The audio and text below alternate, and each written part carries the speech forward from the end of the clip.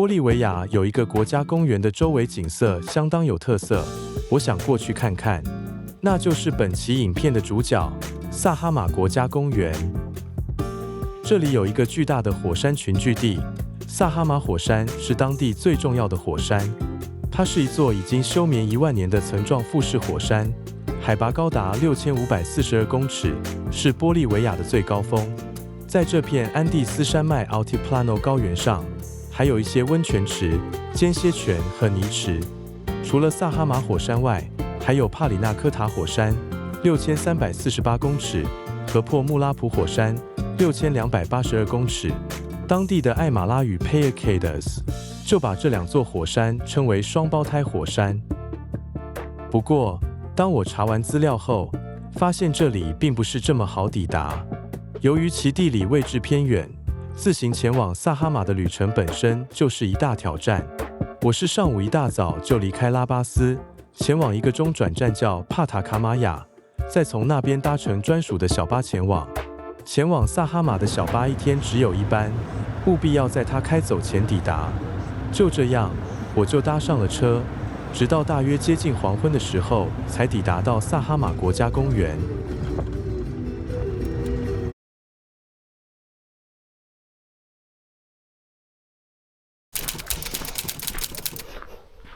我的频道是探索世界各地的人文风情与自然景观。如果你喜欢这样的内容，请再给我一个订阅，开启小铃铛。在影片的最后是我在这里特别喜欢的景色，就让我们一同探索在玻利维亚的萨哈马国家公园吧。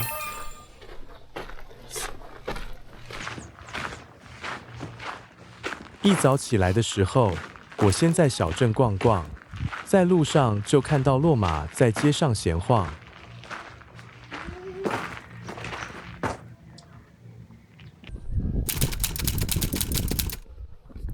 接下来，我到镇上的广场，在这么偏僻的土地上，竟然还有一个这么漂亮的小型土坯教堂 ——Iglesia de la Natividad 教堂，与背后的火山搭配起来很美。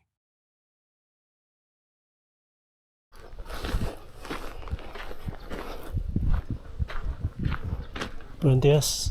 Buen día. Buenos días.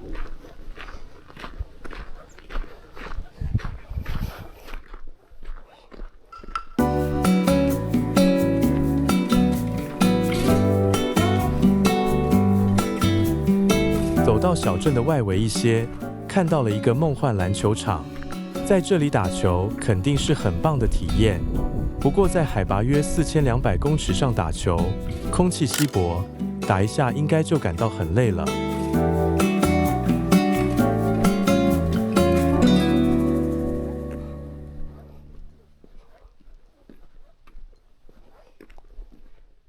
这里的人口稀少，到达的时候几乎没有什么人在走动。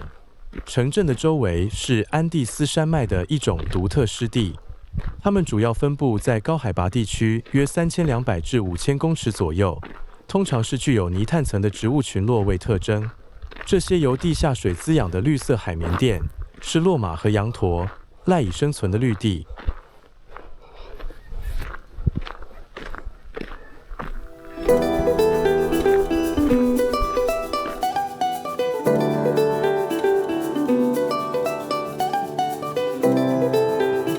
公园区域里面大约居住着300多个原住民家庭，他们主要的工作是耕作土地，他们大部分的时间都用于饲养牲畜，利用羊驼和骆马的毛来纺纱织布，制作精美的纺织品。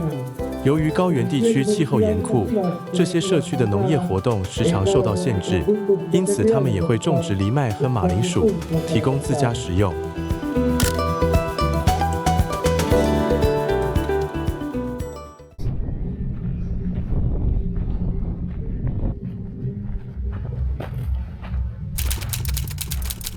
我现在走的这条道路是萨哈马线。我来这里的时候，其实并不知道有这个线条的故事。我是回来研究时，才发现当时的我正踏上一个地球上最大的艺术品。它在萨哈马村外面就能清楚地看到，我还以为它就是一条平常的道路。这些线条是古文明时期艾马拉人原住民的祖先刻于地表的数千条的笔直路径，其规模与精确度令人惊叹，总长度超过16000公里，有些线条绵延10公里或20公里，甚至更远，穿越了各种不同地形山丘。尽管这样，它们仍保持极高的准确性，形成了一个巨大的几何图案。从地面上难以察觉这些线条的数量和长度，但从空中位置俯瞰，就能清楚地看到线条。考古学家认为，这些线路是古老的朝圣路线，庞大的网路用于连接村庄、祭坛和墓地等特定地点。它们的规模巨大，估计面积比秘鲁的纳斯卡线大上15倍以上。这些线条的用途以及制作者如何达到如此高的精准度，至今仍未完全明了，是在安第斯高原上的一个谜团。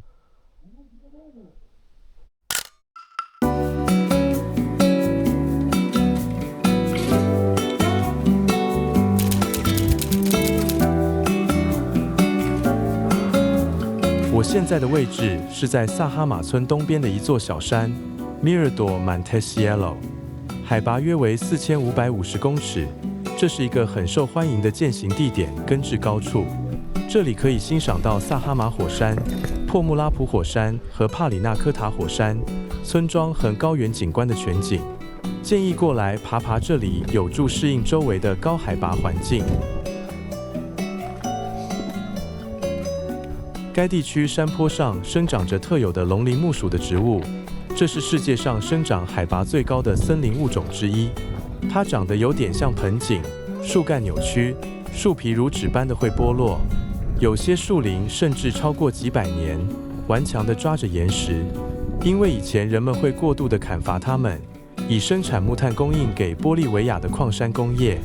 于1939年，为了保护这个濒危的植物，玻利维亚政府成立了萨哈马国家公园。这里是玻利维亚历史上建立的第一个国家公园。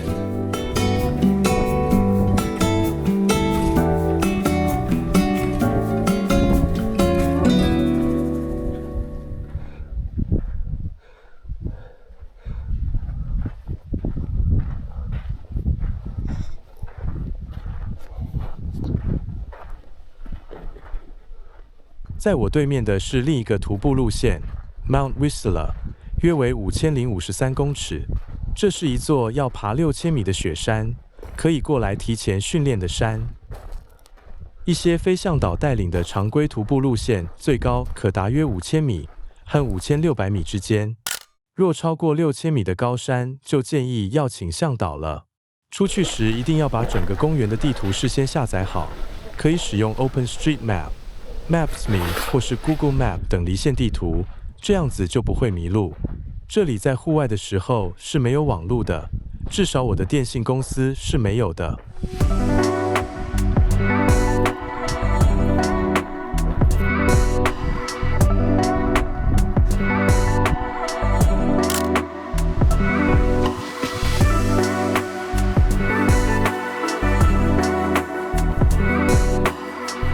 下山后，我在村落四处走走一会。小镇里面只有几家餐厅，还有几家小商店，可以买到一些基本的生活用品和食材，没有超级市场。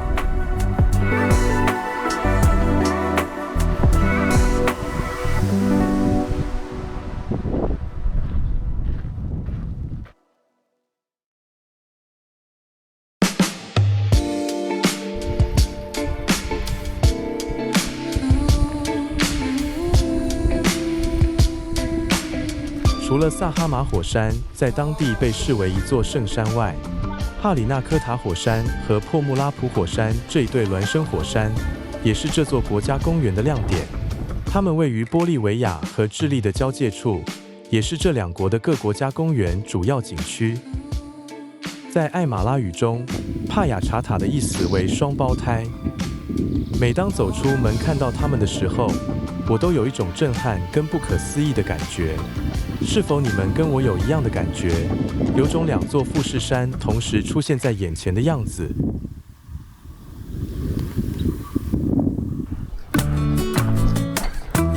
今天我打算徒步穿越这个安第斯高原，我的地图就设定到 Shahama Geysers。我慢慢地走过去，徒步过去，来回大约是16公里左右。这里视野相当的开阔，感觉放松身心。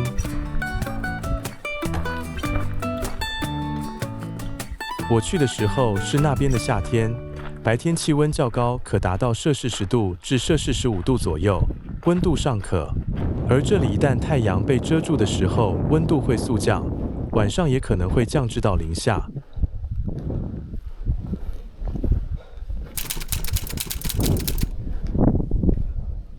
走了数小时后，我抵达到了间歇泉和泥池。这里可以看到一片活跃的地热区，数百个大小不一的水池在沸腾，喷出滚滚蒸汽。脚下有些土地会呈现出红、黄、绿等的矿物色彩。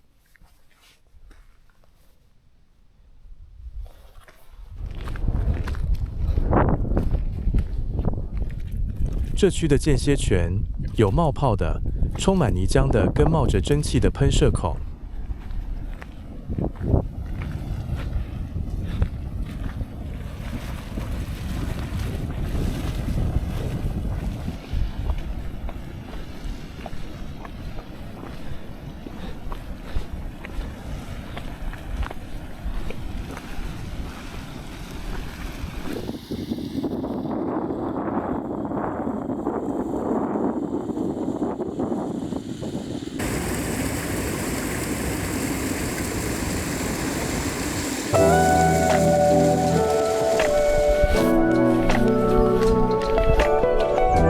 这里可以跟山上的高原湖和天然温泉一起参观，可以在温暖的水中放松。不过，它们距离更远，建议要请司机载你到山下再开始徒步，才有办法一天走完。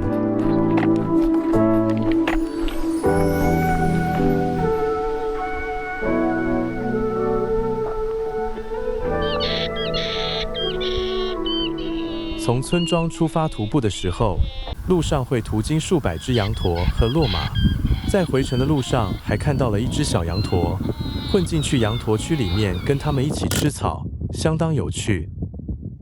漫步在这个高原上，方圆数公里内几乎听不到任何声音，只有大自然发出来的声音，还有自己跟心里面的对话。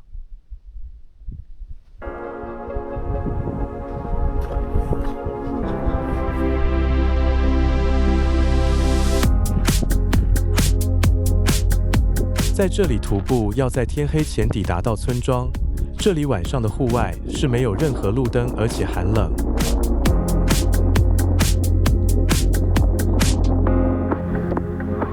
最后，分享我在这里看到的美丽夕阳。因为这里的高海拔、清新的空气和极少的光污染，这些原因都让这里的太阳下山的时候，可以体验到浓郁的紫罗兰色和粉红色的夕阳。最强烈的紫色光通常出现在日落后5到10分钟左右，这时候出来走走，就会发现周围整个景色美得令人惊叹。好了，这期影片就到这里结束，感谢您的观看，欢迎订阅、按赞、分享，开启小铃铛，我们下次再见。